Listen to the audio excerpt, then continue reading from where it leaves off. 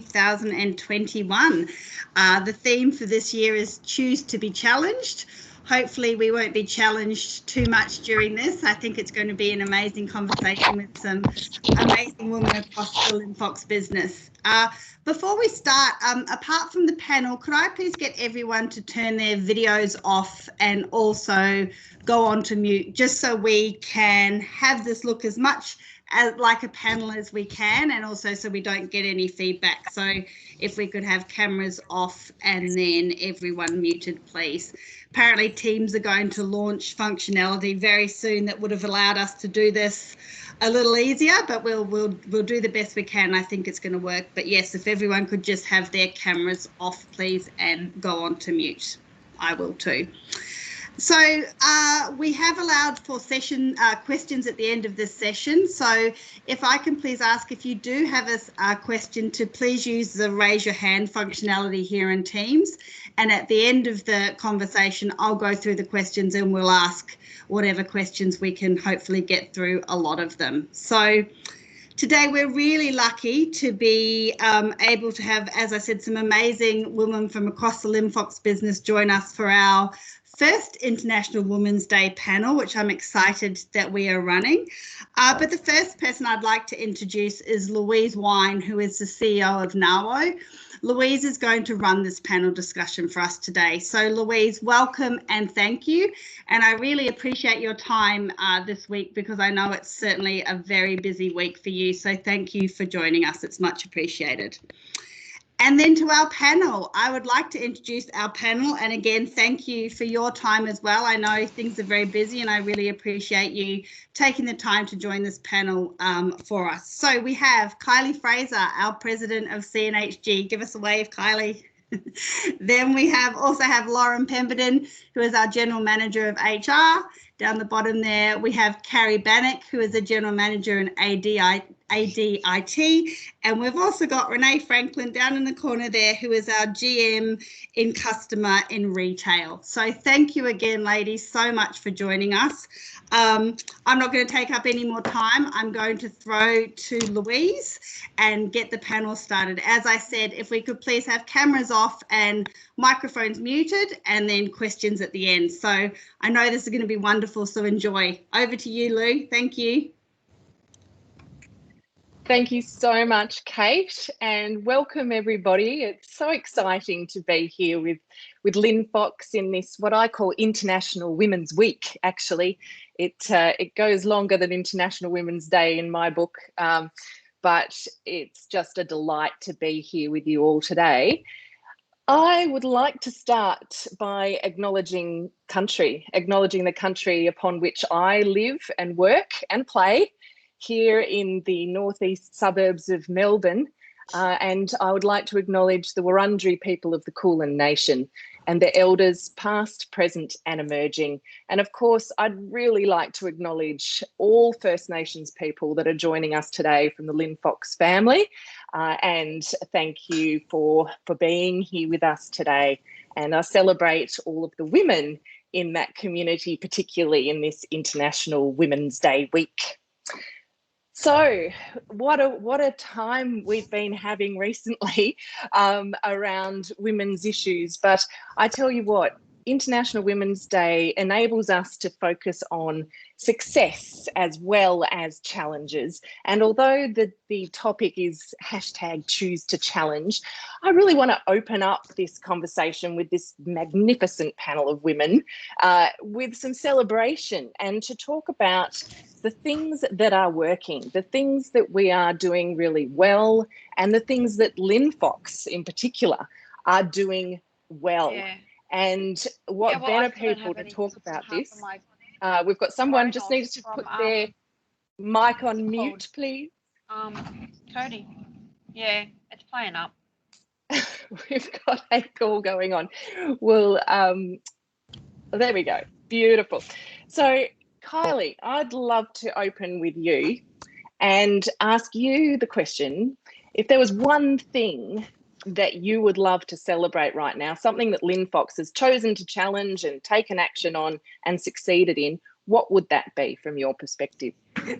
So thanks, Lou, and it's so lovely to see you here within our Linfox family. And I know we've had so many discussions about our, getting NAWO so much more active in Linfox. So it's fantastic to have you host our panel today, and thank you for the time.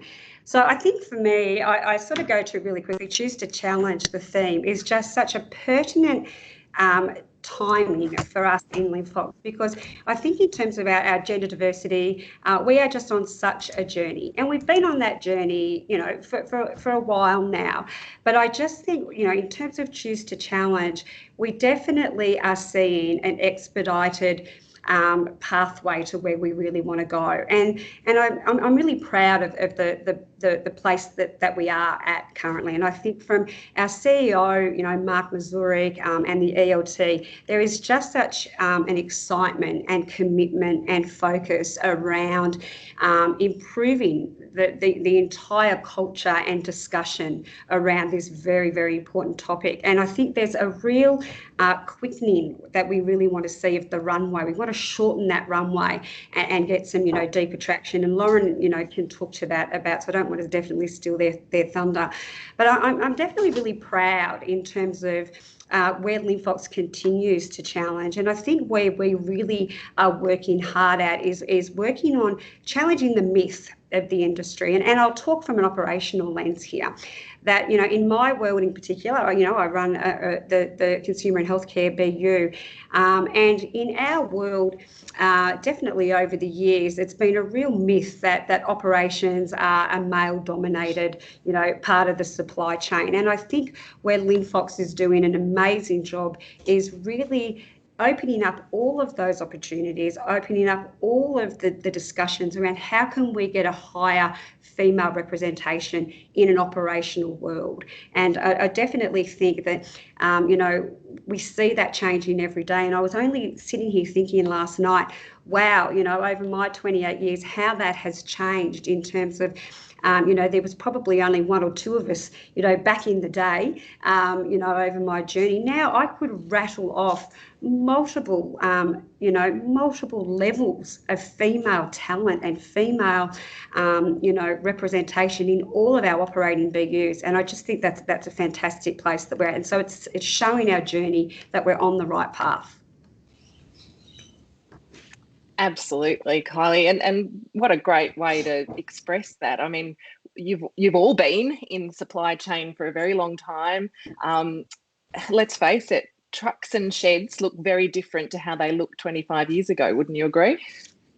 Absolutely. So I think that there's great opportunity to actually increase momentum there in terms of attracting the number of women that come into industry, particularly with automation. And I'd love to explore those topics a little more as we go through the conversation today. Lauren, what are your reflections? Thanks, Lou. Good morning, everyone, and thanks again for everyone for joining the call today. I actually think there's so much, as Kylie has shared, to celebrate. And I think for me, when I look over the last 12 months, I particularly call out probably a couple of key elements I wanted to touch on today. But certainly I think it started with July last year when we launched our Leading the Way 2025 strategy. We know we've got 6 strategic drivers, of which 1 is achieved together. I think that's a very clear call out for us as a business and a very deliberate call out around our commitment to attract, develop and retain the best people with a focus on teamwork and growing our own. But more importantly, which is relevant for today, it's about creating a safe, inclusive and diverse workplace for our people. So I think our strategy to call that out is really quite powerful. And I think in the last 12 months, we've really started, as Kylie has flagged, to really pick up some momentum. So I just wanted to touch on a couple of those elements today. The first one, which some people might not find very exciting, but certainly I and others do, is that we're actually getting better at collecting our data. And I think data tells a story of how we're tracking. I think we all have an individual perspective on how we're actually progressing, but ultimately the data is what tells us where we're at and is our scoreboard. So over the last 12 months, many people behind the scenes have actually played a really key role in getting our data into good shape. And we do report on a monthly basis up to our CEO and to the board on how we're tracking on a number of key metrics. So out of interest, for those that would like to know, our female retention has actually improved over the last 12 months. We've moved from 84% this time last year to 88% at the close of play for February. So some really strong progress there. Throughout the period, we also welcomed an additional 124 new female team members into the business. but we haven't yet been able to translate that into an increase in our overall representation. So the data is helping us get the insights we need and helping us to grow stronger as a business as well. On the back of that, we're really proud that we've had some great progress in our graduate program, and many people on today's call have played a really key role in the progress we're making in that space.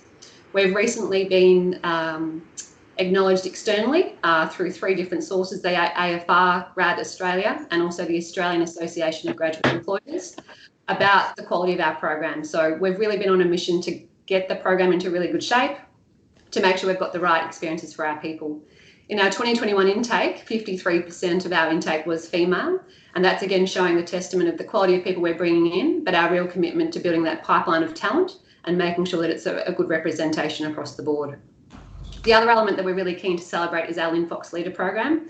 It was launched early last year, pre-COVID, but it's certainly a really key investment by the business to make sure that we're giving our leaders the tools, the resources and the insights they need to support their teams to perform at their best. But most importantly, within that content, we do have a number of specific subjects on unconscious bias and how we can really support our leaders to grow and support their people in a really inclusive way.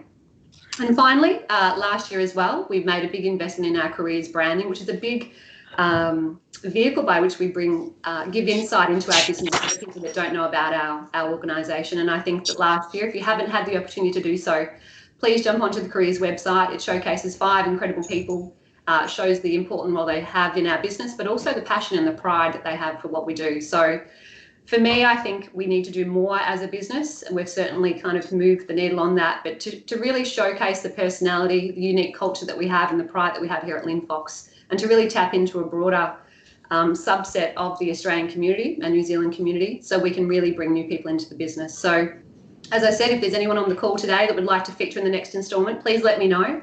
But we really want to bring our personalities to life, and really, as Kylie has shared, challenge maybe some of the old stereotypes of our industry so that it is attractive for many people across many different generations as well. So a lot to celebrate, Lou, and I think that as Kylie has shared, we are on our journey, and as we said, having that in our strategy is a real key call out for our business, and exciting as well.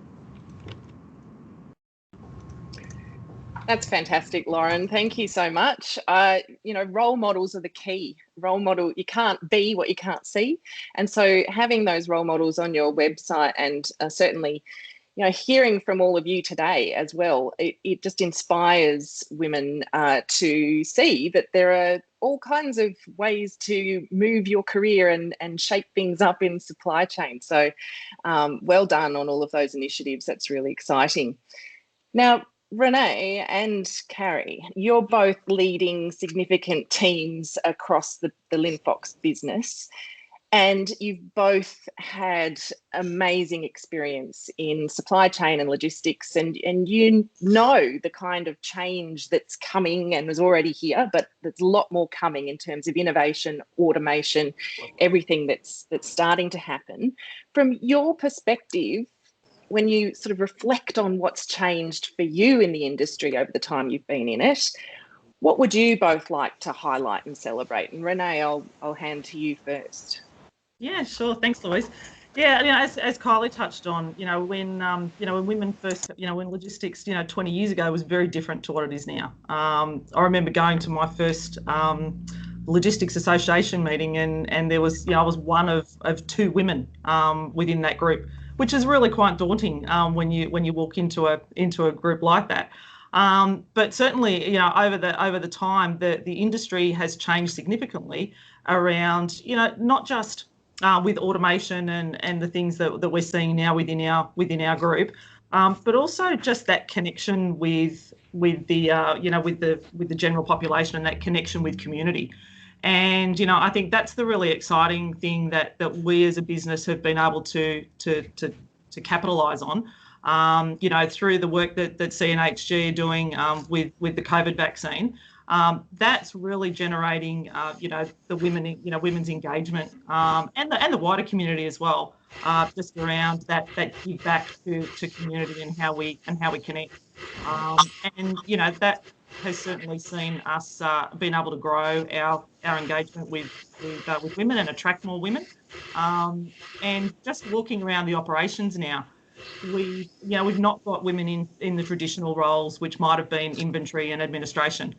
We've got a lot of women who are in team leader supervisory roles. We have a lot of women who are in, site manager roles. We've had a female, female CEO. We've got female presidents. We've got a lot of senior females in GM's roles. So really encouraging to see that shift over the period of time that I've been in the industry of, I've shown my age, 25 years plus. But yeah, it's been a really major shift within, on the operational floor, and it's really heartening to see that diversity within the workplace. I read this quote recently, Renee, and I thought it would resonate really well with you. And it's a quote from someone who works in logistics, and it goes this way: knowing I work in an industry that touches every aspect of everyone's life, I like knowing that if we do our job well and someone goes to the shelf for something they need, the shelf is full. Does that resonate with you? Is that what excites you about working in supply chain? Yeah, absolutely. And, I think, and so much during COVID, I think it really hit home in the last 12 months that we've all had. You look at the meaningful way that everything we do every day actually affects not only, ourselves, it affects our families, it affects everybody around us in our community. And, that's been the really exciting part in the last 12 months, even more so than I think previous to that. And I think, it's really shone the spotlight on our industry. And, I think that we will, we'll flourish from here. People who traditionally weren't in our industry, people coming in from airline industries, from hospitality, are seeing that, logistics is a good place to be. Good stability, good growth, and just being able to have that connection back and provide for the community really gives that sense of connection and self-worth. Fantastic. Thank you. And what's not to like about that, really?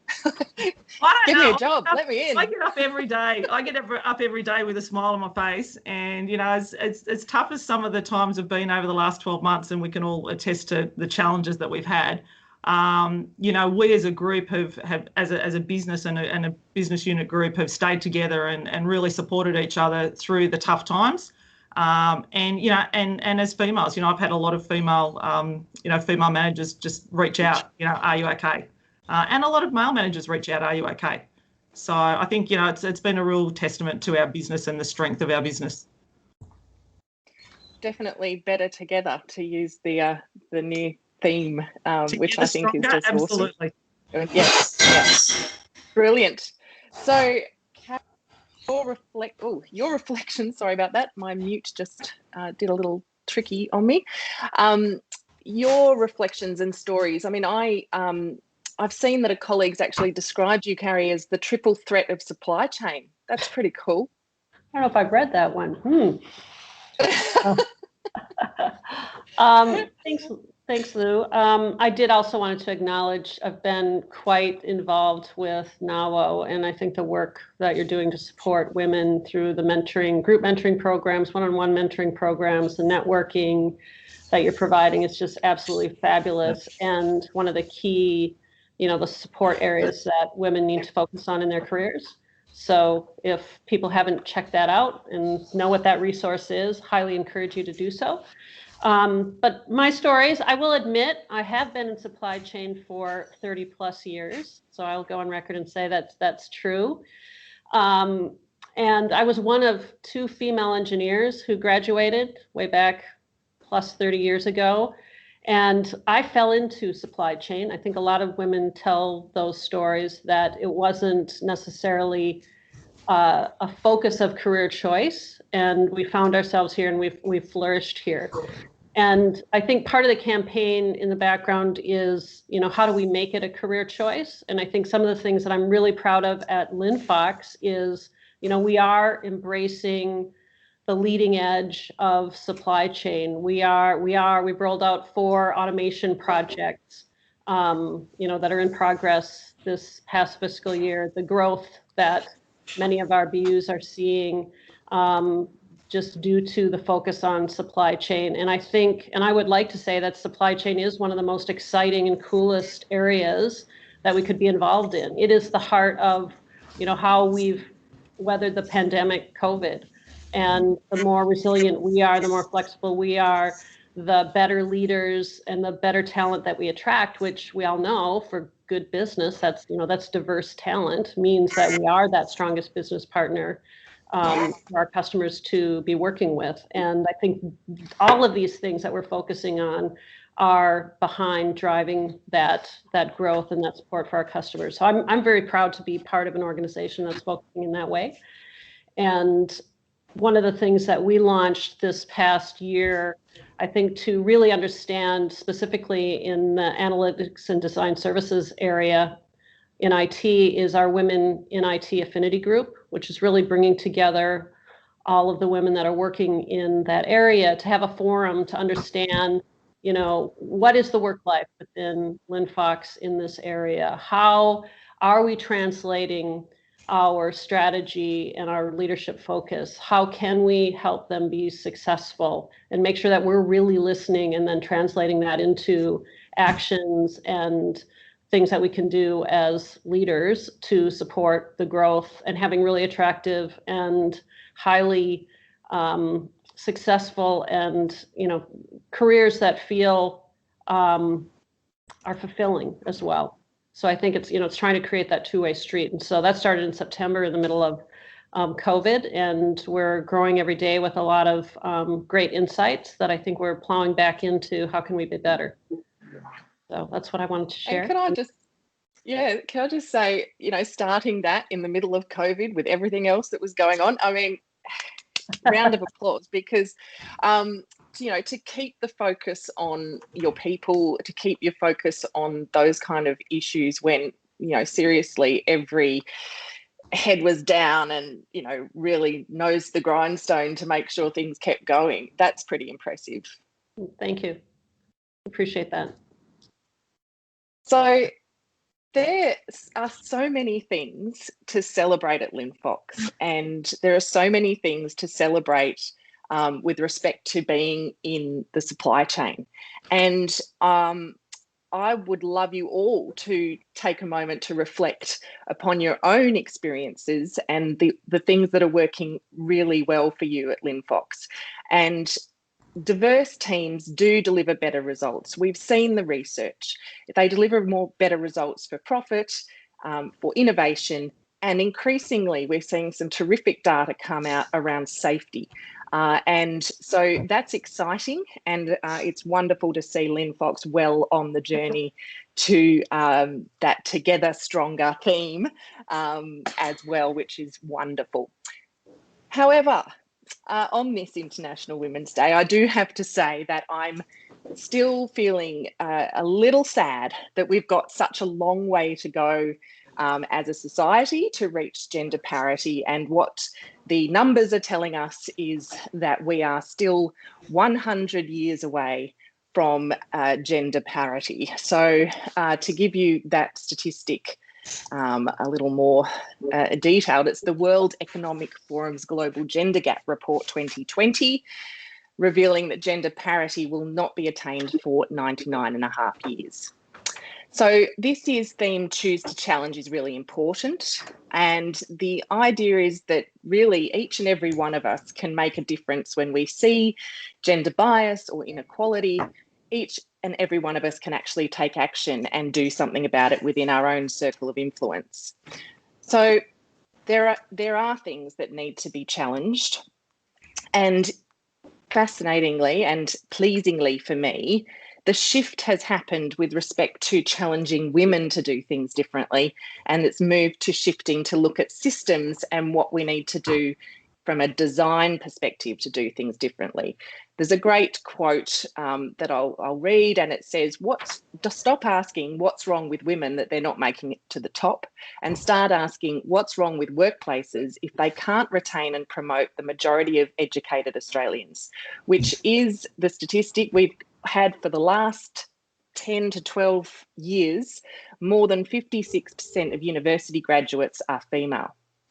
Now, we know that we've got to do a better job of attracting women into disciplines, You've seen it yet? into STEM-related disciplines. The customers just contacted. Sorry, I'll just wait for that to mute that they're to not happen. getting emails, and she's just texted.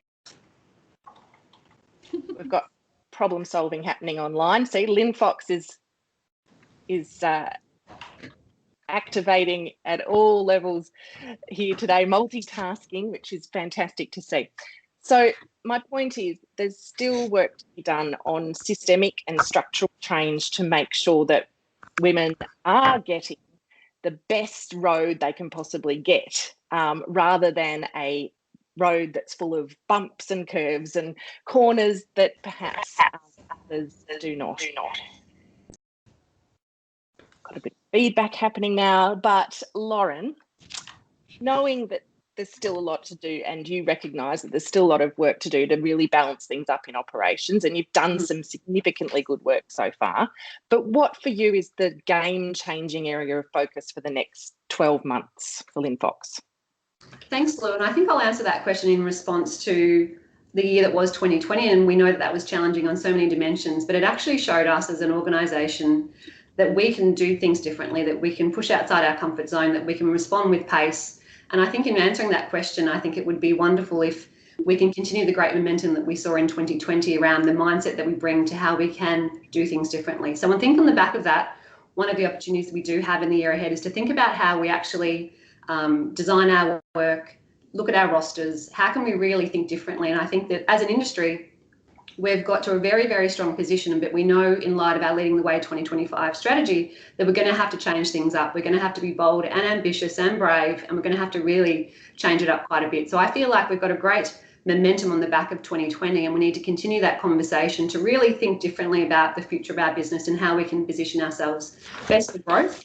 But I think there's a lot to be done in the role design piece. When we look outside of Linfox, we know that there's lots of organisations that are doing some really innovative things in this space, and I think there's a real opportunity for us to reach out to a lot of our customers and to other organisations that are doing some really interesting work in this space. So role design, roster design, a whole kind of fresh look at how we do work within our business, lined up with, as we said, those really ambitious and bold growth plans. On the back of that as well, a really practical thing that we'll look at in the year ahead is that we've recently renegotiated our master service agreements with our agency labour partners. We know that they have a really important role in bringing in new talent into our business, and we do, as we know, transition them in from agency labour into permanent, into Linfox.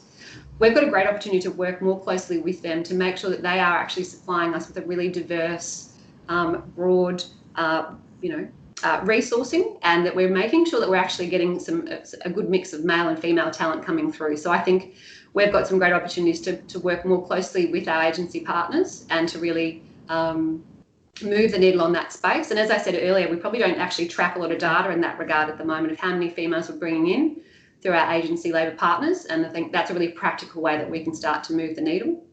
I've already touched on the branding piece, but I think, again, how we go to market and how we actually open the doors and the windows into our business. And as we said, we play such a critical role, and we saw that throughout 2020, but how can we bring that story and bring that to life for people who don't know about our industry, who have never thought about supply chain logistics? But certainly throughout 2020, we saw some amazing stories of people that didn't actually have any industry experience. They came to us from displaced industries, and we've got some really amazing success stories of how we've been able to transition those people in. So I think more of that in the year ahead. And then finally, too, just to close that out, is the mindset. We had an incredible mindset in terms of how we approached the challenges within 2020, how we supported our customers through some really tough times. We've got to stay the course on keeping that mindset, and not, like other organisations report in the media, not revert back to that mindset. We're really now, notwithstanding under the Bunsen burner last year, shown how we can do things differently. I think that momentum is what needs to stay the course for us, and I think we've got some really exciting conversations to have in the year ahead. So just reflecting upon what I'm hearing there, Lauren, when you talk about mindset, is that and role design, is that where there needs to be a little bit of a shift between how you go to market in terms of looking for particular experience or a particular profile of person rather than looking for transferable skills and capability? Yeah, and I think pre-COVID, Lou, I think we probably did rely a little bit more on making sure that candidates did have relevant industry experience, not in all situations, but certainly we did see a key theme coming through. But again, we have challenged ourselves and we've seen some amazing success stories, as I've shared, of people that have come from completely different industries with no supply chain logistics background, and they've really thrived in our environment. So I think you're right. It's not only from a recruitment perspective, but it's also just making sure that we're not playing it safe. And as we said, what we need to do to move our business forward and to deliver our strategy, we are going to have to do some fundamental changes and decisions around how we best position ourselves for growth. And I think that mindset plays a key role in that. Brilliant. Kylie, you've seen a lot of change at Linfox, and you've highlighted some of the real success points or bright spots in your answer earlier. But what would you peg as the next significant aspect to be challenged? No, look, thanks, Lou. And I love the continued reference to my time in Linfox. It makes me feel so old. 28 years I've been here, and I did start straight out of school when I was 9. I just want everyone to know. But thank you. Look, I do think Lauren has just touched on the amazing programs that the team have been working on to set us up for great success. And I think they're just so important for everybody. To get exposure to and to really, just embed as part of, their development programs. And it's just part of their ongoing journey with Linfox.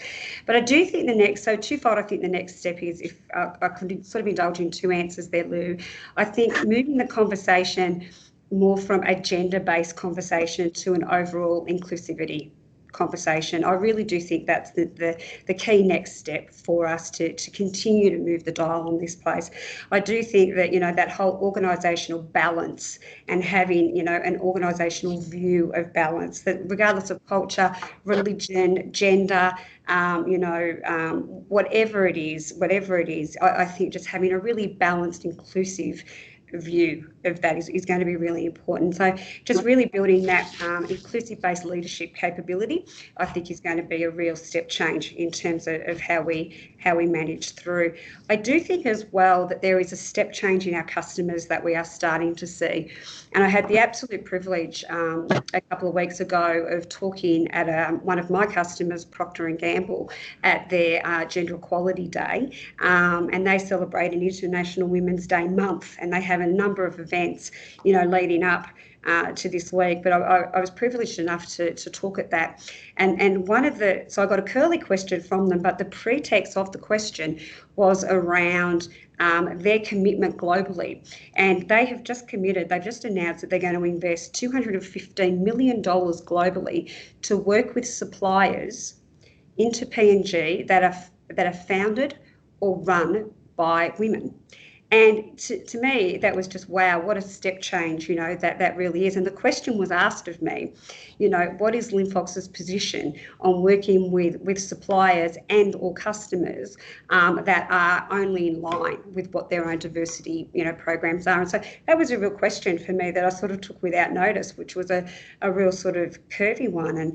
And I think what we're going to really see is that from a customer perspective, that, conversations around safety, conversations around environment, conversations about all of those things that we've seen as being quite the norm in terms of where our business has been, this is going to become a topic, and they are going to want to see and understand not only what our metrics are, because metrics are one part of the journey, but they really are going to want to understand what our overall, I suppose, runway and program really is. So I think that's beholden on all of us to understand, what our customers' view is in this space, and equally that we are able to talk to our journey as well. So I think that knowledge is going to be really powerful for us as an organisation moving forward.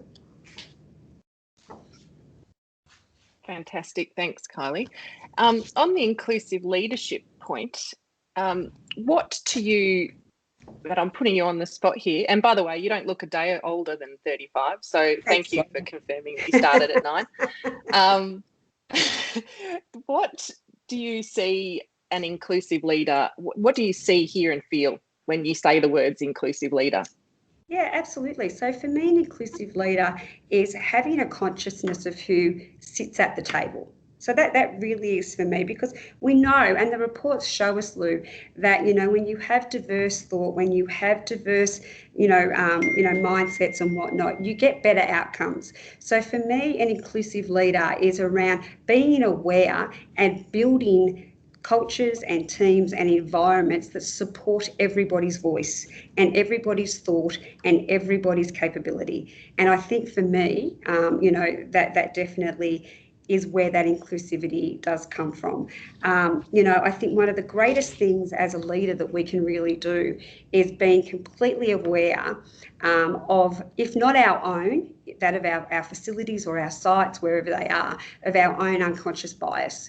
And I think that is just absolutely one of the key critical takeouts that we can have as leaders is, and this is, again, we'll build all of this inclusivity, but this unconscious bias that we do have, and whether we have the courage enough to challenge ourselves on that, or the environments we're in, I think that, again, is going to be a key part.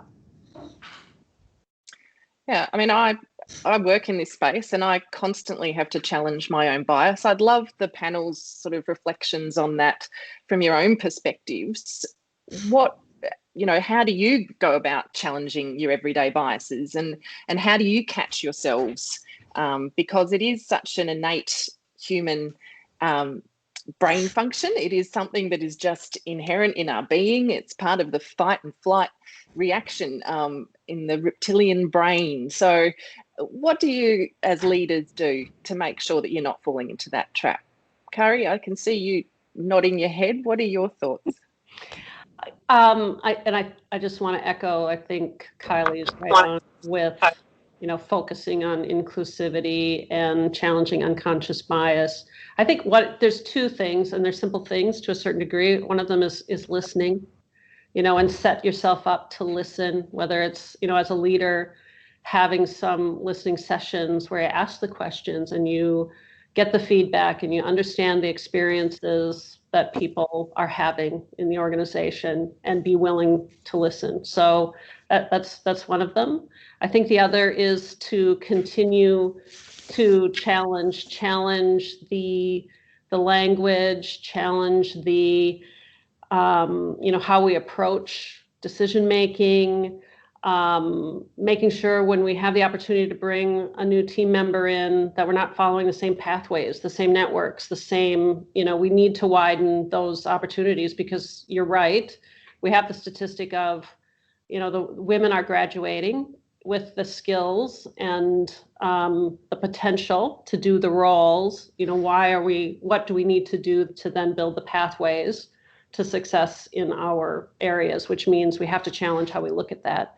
And I think you talked to Lauren about the transferable skills versus experience. I mean, a lot of times it's, they worked in a warehouse, they've done X, they've done Y, when what we're really looking for is that leadership capability, that potential, and potentially taking what we see as a risk to convert that, knowing that this individual is going to thrive in our environment. They're going to have the right, personality and drive that really fits with where we're going. And some of the things that are functional technical, we can teach you, and sort of take that on as part of the challenge. But I would say, listening and communicating is always at the heart of these things, and being willing to hear, tough stories, tough messages, and think about, as a leader, how we can influence and change those. Absolutely. Renee, how do you create that real sense of belonging in your teams? It's something that I know that you're well known for. What is it that you do to be inclusive? Yeah, look, it has been a challenge over the last, again, trying to work that remote and still keep everyone in touch. Certainly with my team, being in a national role, everyone's strung out across the country, and people have worked from home during that time. So yeah, it is really making sure that we have those daily touch points with the team. We actually we have sessions around problem solving and brainstorming some of the issues that we have. And again, yeah, totally agree with Carrie that that listening and making sure that everybody's point of view is taken on board, and then how do we work through problems as a team and support each other. So it is really important to make sure that people stay connected, and that has been the big challenge for us. But I think as a team we have grown stronger because of that, and we've become much more open and inclusive together, and a lot more trusting of each other as well over the last 12 months. And being able to have those conversations has really grown my team, and I think other areas of the business would have experienced the same thing. Having the safety to have hard conversations. Business is not always easy, and there are often some very difficult conversations that need to be had, making it safe to have those conversations and for people to have opinions. Yeah. Lauren, you mentioned before that your leadership program is incorporating a specific component around inclusive leadership. What's its focus? What is it going to do for people? Yeah, certainly. Thanks, Lou. I think the Linfox Leader Program is going to bring certainly an alignment of what it takes to be a successful leader at Linfox. And I think, as we touched on, unconscious bias is one of those key dimensions. And I think a really practical way of explaining that is, as a leader, I think one of the key stumbling blocks sometimes we come across is actually how we recruit our team members. And I think that what I find in my role, and certainly the careers team, is that we're actually coaching leaders about how you build a diverse, high-performing team. And I think that even myself personally, we've all got it. We've got our biases when we show up for an interview, and I think it's about how do we actually raise the awareness of our leaders of some of those inbuilt biases that they have, be it in terms of how they recruit for their teams, how they lead their people, how they have conversations, how they respect the fact that everyone has a different set of life circumstances, caring responsibilities and the likes. But I think for me, it's helping our leaders be present and be aware of those moments where they have that little alarm bell going off, and they need to be able to then take a step back and say, actually, this is one of my biases kicking in, and I've actually got some tools about how I can work through that. And I've certainly had some great conversations with leaders last year when we'd be in an interview, and they would actually, at the back end of that, would debrief on the interview, and they'd say, actually, I could tell it was one of my biases kicking in, and actually, let's talk through that. And I think that as a very foundational element to leadership, it's about how do you actually respect that you want to build a diverse team, and you want to make sure that your team isn't exactly like you. And I think we're doing a lot more as a business to help people understand how they can get that diversity within their team and how they can ultimately support and nurture that over time. And I think the experience of 2020 certainly gave us a great foundation as well, where leaders really needed to step up to the plate with empathy for their team members, where we had a whole host of different scenarios that we hadn't faced before, and that leaders both face-to-face and remotely needed to actually have empathy for their team members and really support them through some really unique sets of circumstances last year. So I think that the program touches on a range of different capabilities and reflections and insights. It's a very practical, operationally focused program, but we're really supporting our leaders to kind of take that situational leadership and recognise that everybody is needing to be nurtured and supported and led in a different way, but that we're giving our leaders a really diverse range of tools in their toolkit so they can actually best adapt to that environment. So yeah, we're really excited this year. We'll get 250 plus leaders through the program. It's an enormous investment by the business and the executive team, and we're really excited to see that that will be a key foundation for creating that inclusive work environment. And once again, I think a couple of things you touched on there come back to psychological safety in the workplace. It takes courage and vulnerability to say that you are recognising your own bias in that kind of environment, to be able to call it out on yourself. And I think that's another key, talking point for everybody is how do we make it really comfortable for people to just go, oh, do you know what? I was looking through a particular lens right then, and I need to sort of think a bit differently, put some different glasses on for a minute, and have another think, and not judge people or shame people because of that. So you've segued really nicely, Lauren, with your discussion there around selection, to how to attract more women into particularly supply chain operational roles, but operational roles more generally. I've been at your sites. I would love to grab a high vis and jump onto a forklift in those locations. And I know there would be many, many other women just like me who would love to do that. How do we connect with that talent pool? How do we attract more women into these operational roles? Renee, what are your thoughts? Yeah, and thanks, Lou. Look, I mean, supply chain has never traditionally been seen as a glamorous type of industry. And I think we've certainly are changing the face of that with the more women we get into the industry as a start. But I think again it comes down to that community for me. It comes down to those ties within the community and what we provide as a business to be able to sustain our normal everyday life. And we take that for granted a lot of times. And, I think that we've done a really good job last year around supporting our customers and supporting the community. But do we do enough promotion of that? That's probably the thing for me that, to be, more promoting in the work, in the external, environment about what we're doing.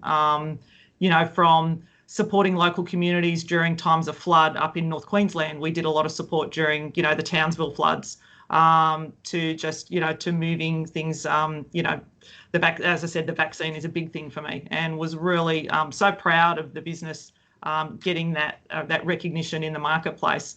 And, things like that tie us back to wanting to be part of something that delivers that. So, I think the more that we're visible in those sort of community-minded aspects, that for me has been a big shift change in where we've been in the last 12 months.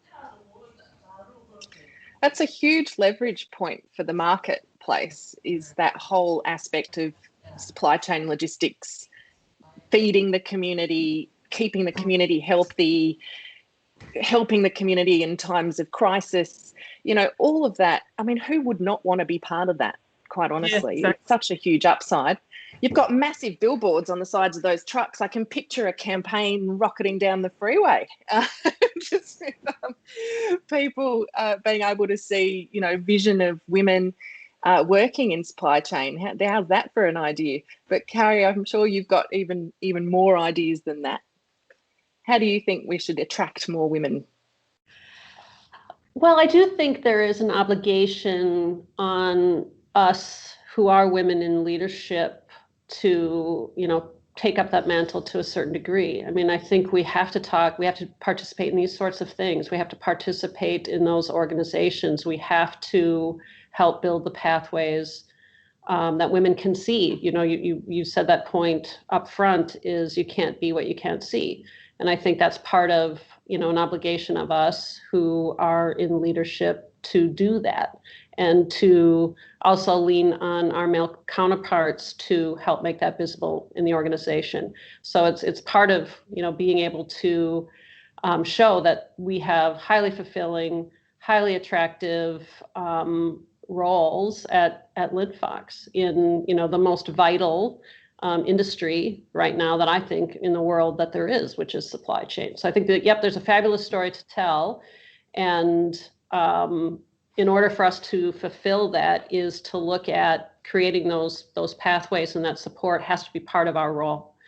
And it is something I'm quite passionate about, whether it's participating at NAWO. There's a couple of other organizations. One of a very good friend, she's coined the hashtag Good Women Help Good Women. And her challenge is, in general, what's the one thing you can do today to help a good woman as a good woman? And those small things do add up and change the opportunities for everyone. And at the end of the day, we create that diversity that feeds into our organization. Brilliant. Thank you, Kylie. What do you think we could do differently to attract a greater pool of female talent to the industry?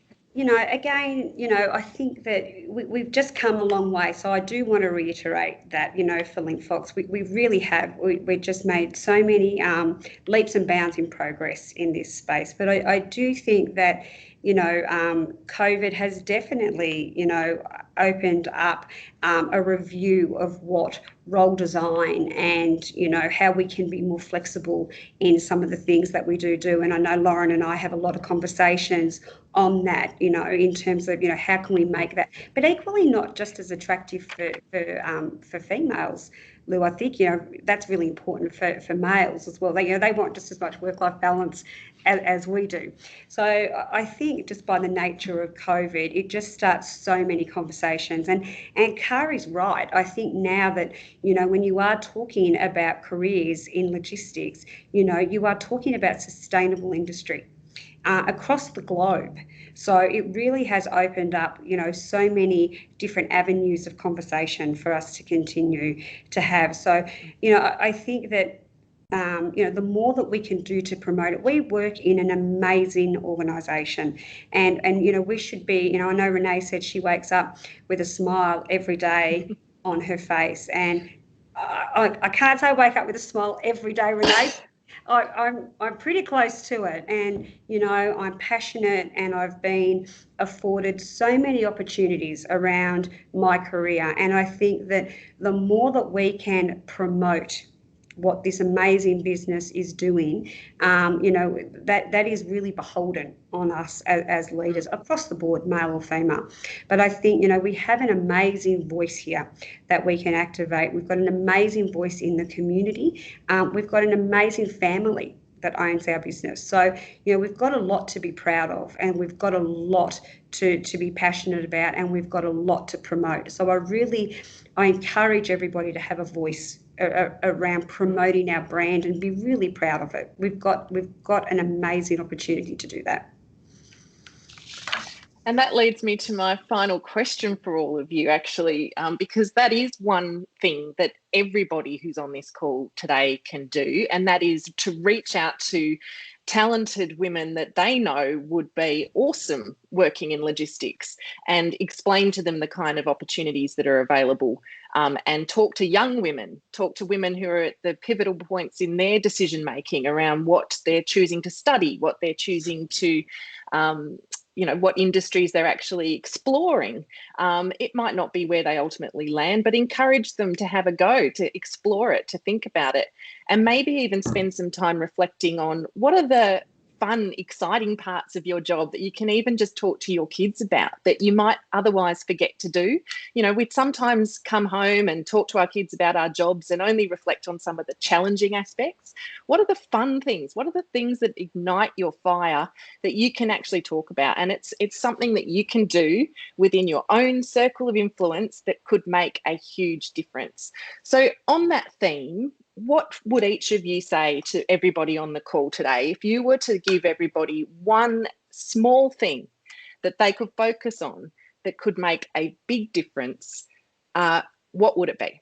So, Lauren, I might go over to you to start with. Thanks, Lou. I think mine is a continuation of what we're doing already as an organisation, and for me, it's around the Together Stronger. We know that when we work together, we win together, and I think for me, both personally, my reflection this year, and I call out to everyone on the call, to take the moment to actually reach out to other people outside of your immediate work team in another BU, someone that you may have been on a training course with, or someone that you've been on a conference call with, or have come across in your travels, is to actually continue to build that network across our business, because I think that we've come such a long way in the last couple of years with our Together Stronger spirit. I think we've got more opportunity to do that. And I think that, you know, on the back of 2020, we were just so focused on delivering for our customer. We really had our head down. But I think creating that space, be it each month or whenever you can, to keep that connection that you have with other people that you maybe don't know that well, but you've actually come across and you think, actually, I could share some great knowledge with that person, and I'm going to invest the time to give them a call or drop them an email. And on the flip side of that too, I really encourage people to create the space to actually think about their network external to Linfox. So earlier in the year, I did attend a NAWO event.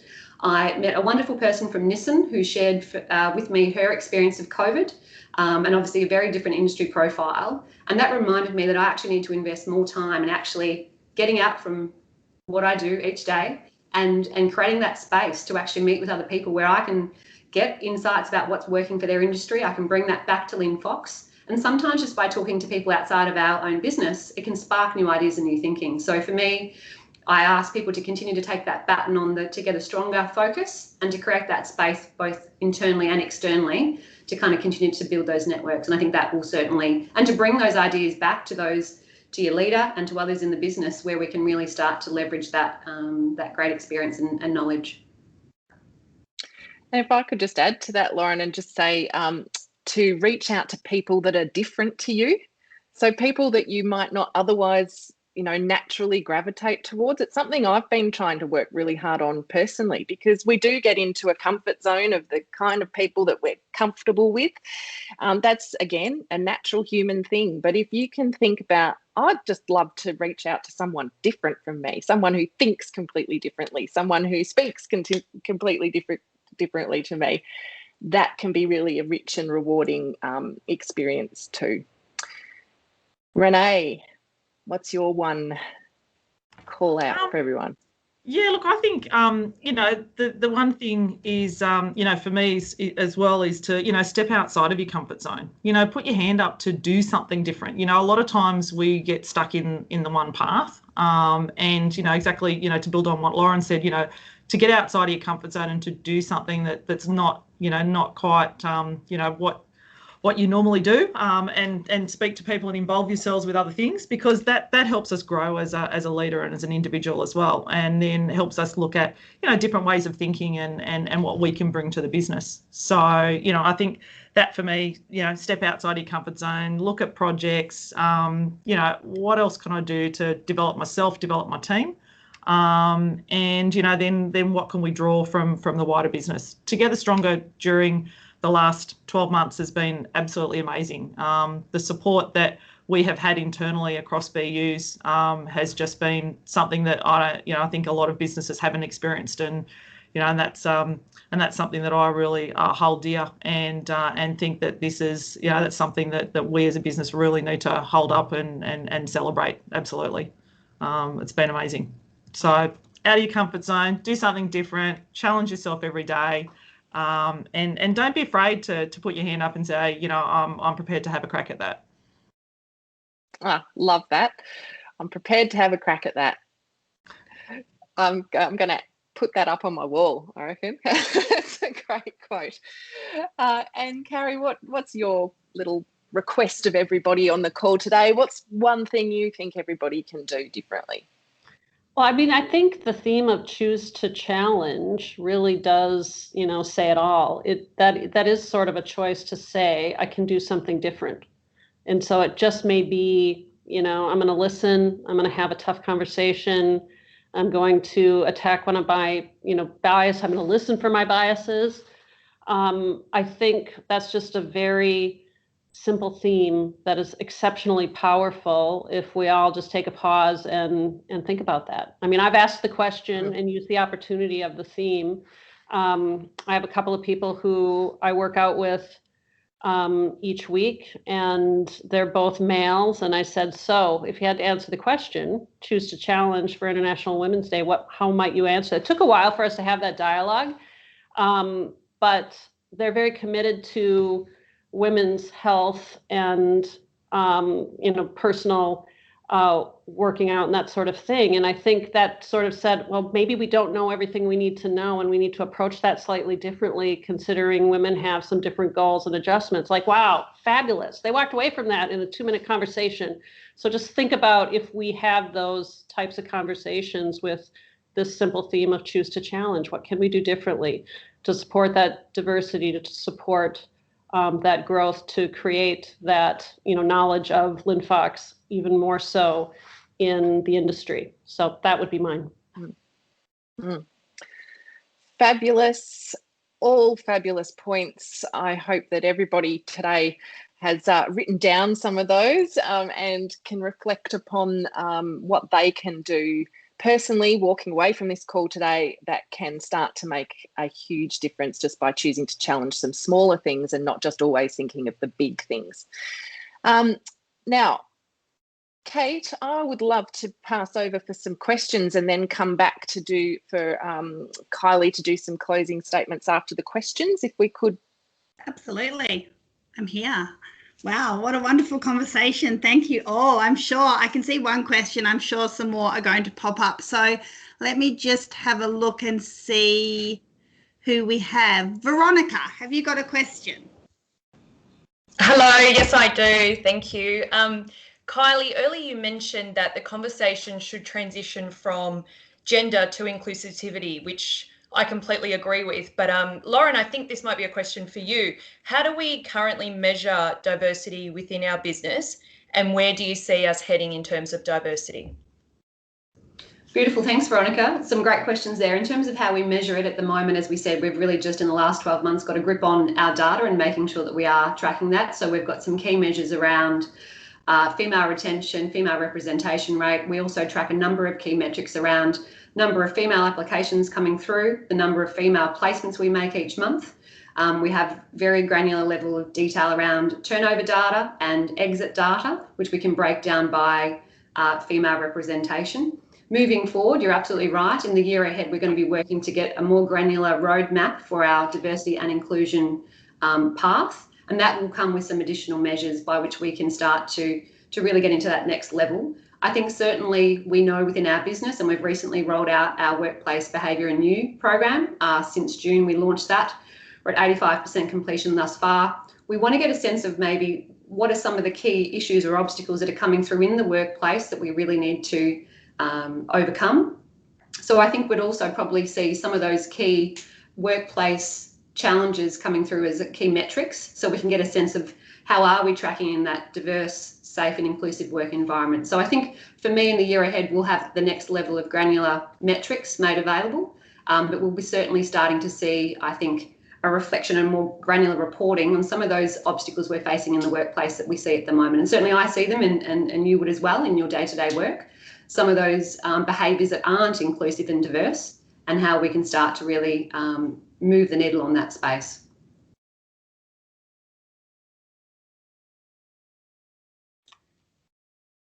Thanks, Lauren. Okay, Namrita, hello. You've got a question? Hi, Kate. Yes, and my question is for Lauren too. So Lauren, I just wanted to know what's the overall ratio of men and women currently in Linfox? Absolutely, thank you. So at the moment across Australia and New Zealand, 15.6% is our total proportion or representation of women across the business.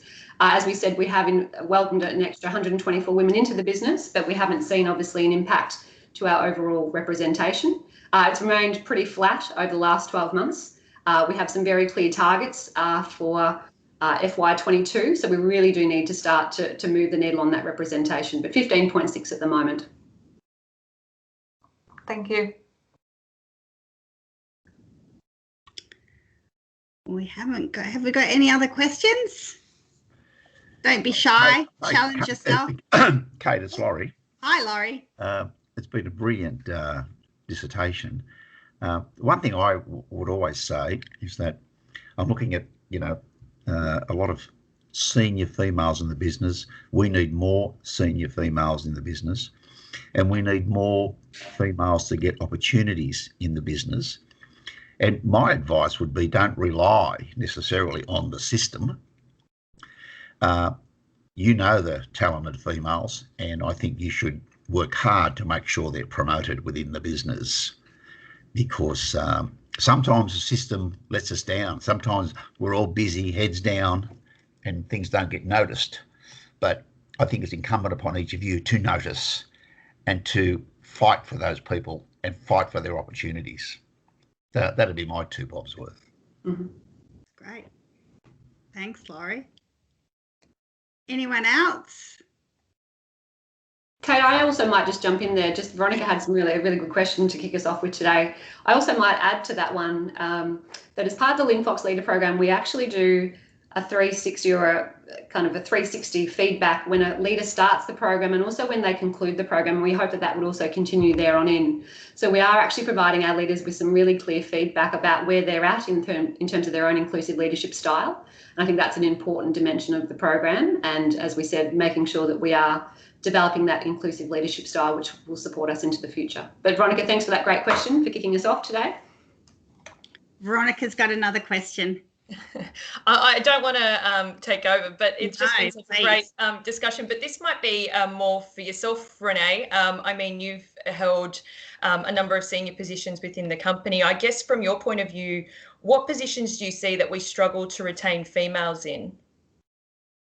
I think, and sometimes, and this is where, the work that Carrie and the team are doing with some of the automation is really, advancing us. I think, some of our product is quite heavy. So, we generally tend to lose women as they're coming up through, through the ranks, because, some of our product is quite bulky and heavy to actually handle.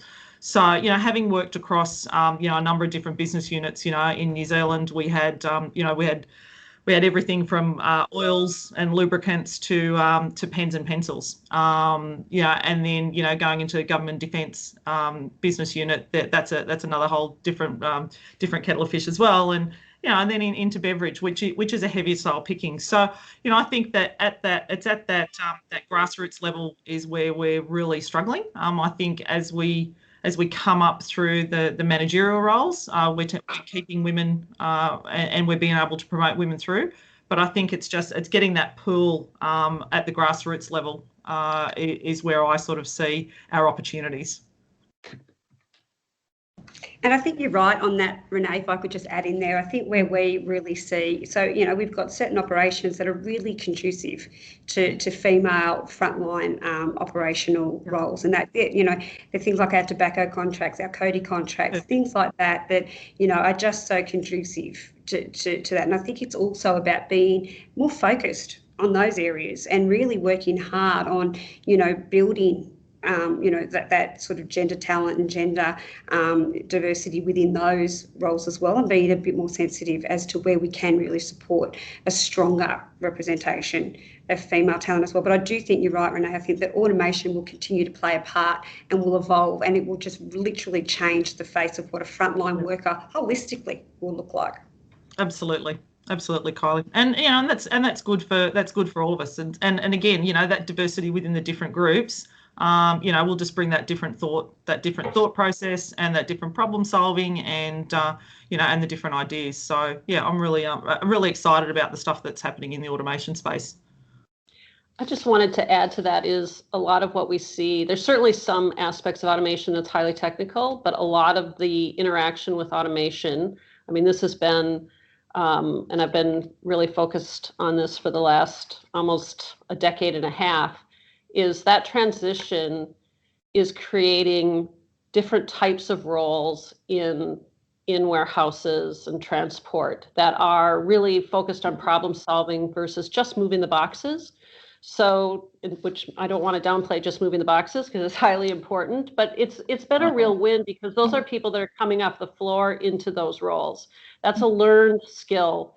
It's not something that says you have to have a college degree and all of this technical skill. It's about being able to learn problem solving and then step into those types of roles, which highly fulfilling, really focused on, how do we get better every day in serving the customer. So in some ways, that's creating in our industry a much more fulfilling set of roles. So I just don't want to lose that point that no one should walk away thinking everything about automation is about taking people out and only, highly technically focused. It's actually there's a lot of really capable people in our sheds who are able to make that transition in a way that really fast forwards us as an organization. Thanks, Carrie. We've got a question from Diana. Hi, it's been a great session so far. Thank you very much. I'm Diana, I'm from BevChain. We do a lot of, obviously have a lot of customers and there's tenders going out left, right and centre. One thing that we've noticed, sustainability has been at the forefront where we've been able to promote what we're doing with sustainability, but there's not much on gender equality and closing that gap as far as material on the intranet. Is that something that we can sort of look at and be able to provide our customers what we're doing in that space? I think if I can answer that, Diana, a great question. And so I think on the basis of the comments earlier about our customers are just going to push us on this, I think that one of the takeouts is for us, for Lauren and to work with Mark and the leadership team on what we want to present as our journey, because it's really positive and it's really good news. And we're not great celebrators at Linfox. We're fantastic doers, and we just get in and we have a crack, as Renee said. We have a red hot crack, and we make stuff happen, and we've seen that. We don't celebrate. I think we've got a fantastic story to tell about our journey. So I think that's a great action for us to take away, to work on in terms of how we can report that and celebrate that more openly. Thank you. Thanks, Kylie and Diana. Question from Kylie Morris. Yes, kia ora. I'm Kylie from Auckland, working in pallets. I have a question for Lauren. You've mentioned the leadership program today a few times. Oopsie days. And is this something that we'll be able to access in New Zealand? Absolutely, great question. Thank you again for reflecting on the Linfox lead up. I am in discussions with James and also Robin around what that looks like for New Zealand, and obviously those conversations kicked off early last year before COVID, but absolutely in discussions with James and Robin, we are keen to ensure that both Australia and New Zealand participants have the opportunity. We just need to think about, does it make sense for us to go there, and a bit more of the logistics of it, but most definitely New Zealand is included in that Linfox Leader program, most definitely. Awesome, thank you so much. Pleasure.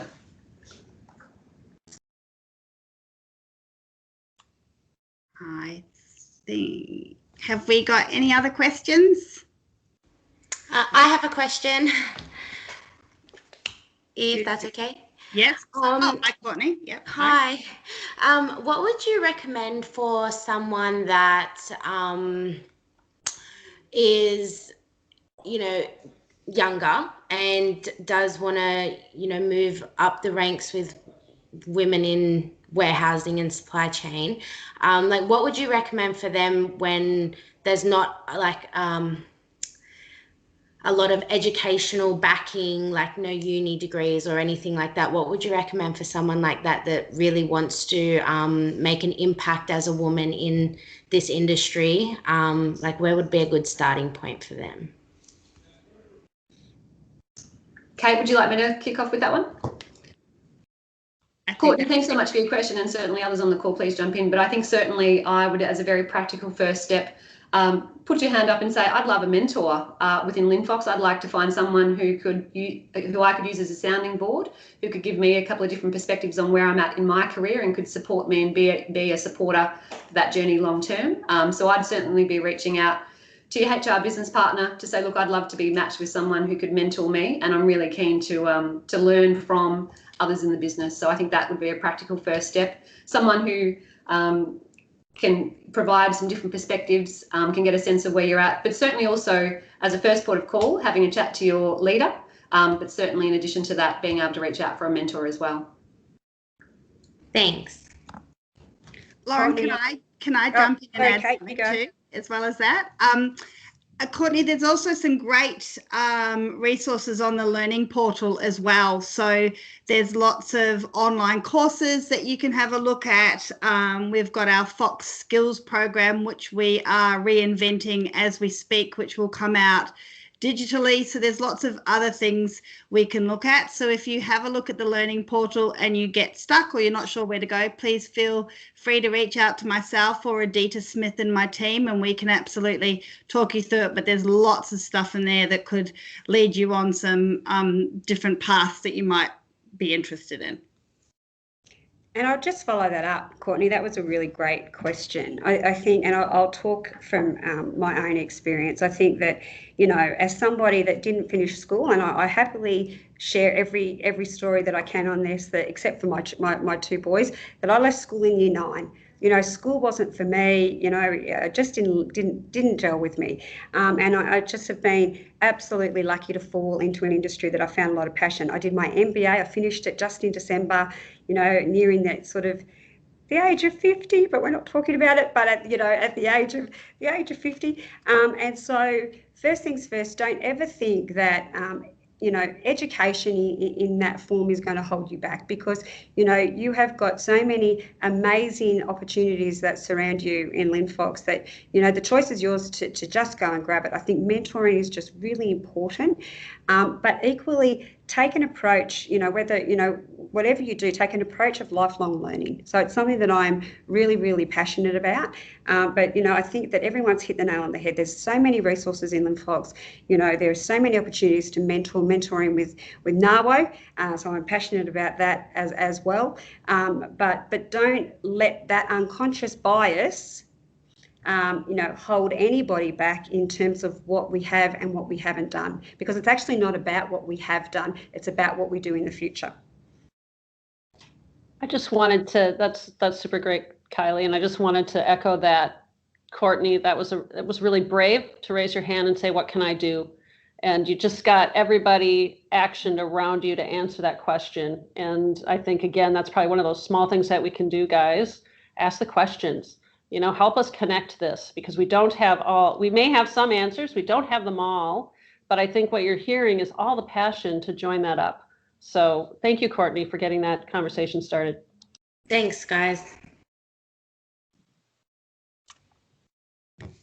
Oh gosh, they keep coming. Carla, have you got a question?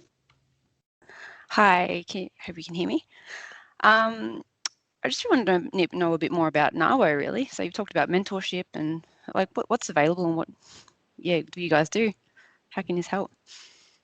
Look at the smile on Louise's face. Yeah. I think we know who can answer this question. Oh, thanks, Carla, for the question. We champion women in operations. That's what we do. We do that in a really inclusive way. So we involve many, many men in our organisation. And so we're all doing it together. We're all working on these issues together. And the way you can get involved in NAWO is, firstly, you can make sure you're subscribed so that you receive the invitations and marketing for our events and activities that are all sculpted around things that can help you in your career. And give you some resources to help you draw upon for your learning, for your lifelong learning, which we're all about as well, and some professional development opportunities as well, including our fabulous mentoring program that we have at NAWO every year. So we've got 8 different industries that are involved in NAWO. So it gives you a very good network beyond the wonderful network within Linfox to really get access to some spectacular role models and be part of a network that is really looking to support women in every way in their careers. So make sure you're on the subscription list. You can email me. I'll put my email address even in here.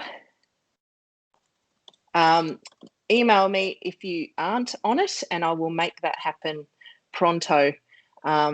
To make sure that you're registered to receive information, and you'll be able to see all of the spectacular things that you can get involved in. Thank you.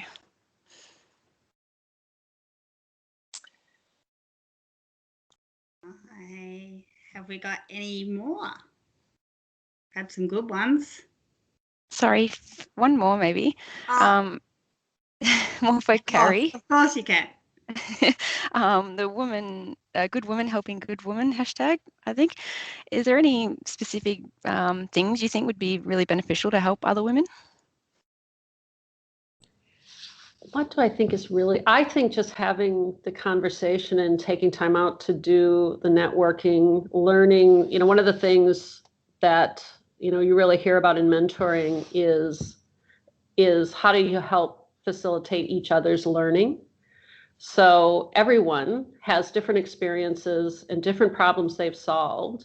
And I think taking time out to meet and specifically chat about that together, bring that together, you know, meet with someone and say, I have a problem. Do you have an idea? You know, do you have a problem? Do you have an idea? You know, more heads together generally gives you different ways of solving problems and communication and all of those things that are challenging in our careers by learning from others. So to me, that's a small thing. And think about that as it is learning. It is vital to your growth, and your growth is vital to the organization. So taking that time out is a good investment. It's not work. You know what I mean? We do put our heads down. We do get a lot done, but taking that time out for learning, for growth, for development, for networking and connection does actually have a benefit to both you individually and the organization. So I think that's just a fabulous way to do it. Whether you do a virtual coffee or now that we can actually see each other, you know, spend some time on it, is we can all help each other on the things that we're trying to get done. Thanks, Carla. Thank you. Do we have any last questions? Any last comments from my wonderful panel? You've probably all commented. Yes, so comment if I few last comments. I'll just have one last comment if I can. I think thank you. Thanks, Lou. Thank you, Lou, for doing this for us today. I think it's been an amazing insight into the organisation and what our possibilities are, and the journey that we are on. And I think that I hope everybody gets off this call with, you know, an inspiration to find out more about whether it's NAWO, whether it's about our programs, whatever, you know, you need to, but be inquisitive about what's going on in our environment. I think the other thing is, if everyone, you know, this is, you know, choose to challenge, but choose to make a choice.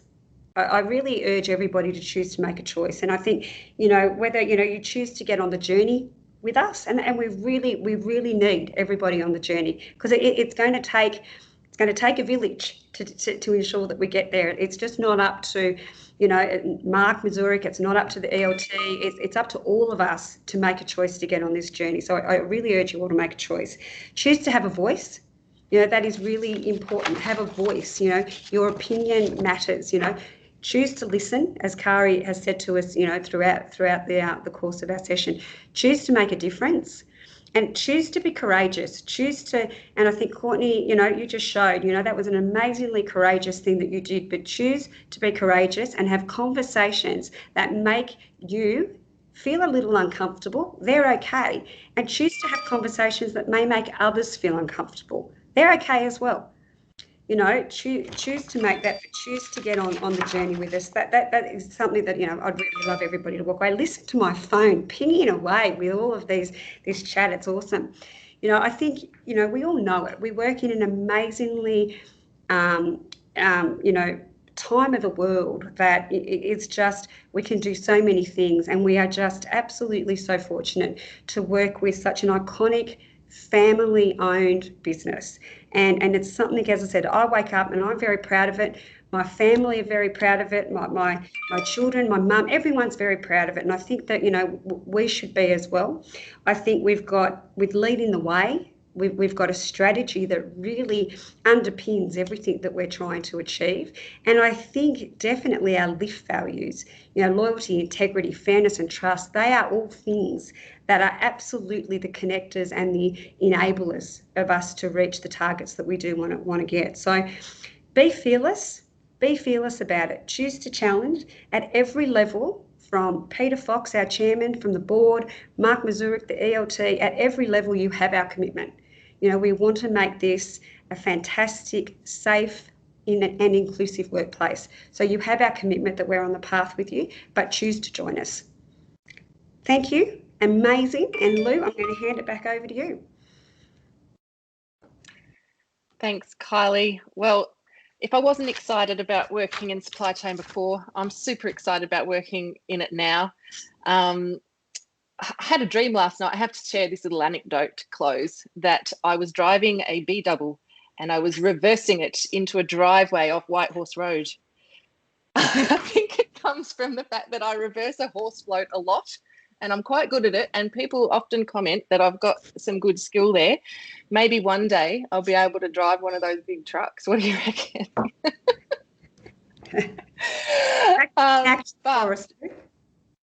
Yeah, I'll be, look, I'm putting my hand up to say I want to give it a crack. But just in closing, I think there's been some fabulous conversation today about inclusive leadership and how your focus on inclusion is going to win the day. And your Together Stronger theme is what that's all about. And I can see some fantastic work that has been done that can be leveraged. And I think, Kylie, to your point, a huge bit of celebratory work to just put that out there would be one thing that would be a great piece of action coming out of today's conversation, I think, because you do have so much to celebrate, and we're very proud to have Linfox as members of NAWO as well. So thank you so much for having me today. It's been an absolute pleasure to be on the screen with such amazing women in operations, and I hope you all have a very safe day for the rest of your busy Linfox day, everyone. Thanks, Louise. Louise, I'd like to say a big thank you. Kylie's said it beautifully, but I wanted to reiterate it. Thank you so much again for joining us and taking the time out of what is a very busy week for you. So thank you very much. And also to my wonderful panel, Carrie, Kylie, Renee and Lauren, thank you so much for joining us today. I think it's been wonderful, and I think everyone will be able to take a lot away to think about, to challenge themselves about, and really get on board with this. One thing I did want to say is we have been recording this. So if you are watching and you think there's people in your team that might like to watch it that haven't been able to, we will share the link around, most likely on to the learning portal, but we will absolutely get this around so you can circulate it. So thank you everyone for joining us. I hope you've had a great time. I certainly have. Look at all this beeping, all these great comments. It's great. Going up. Like election day. Thanks everyone, and enjoy the rest of your days. Bye. Thanks, everybody. Thank you. Thank you. Thank you.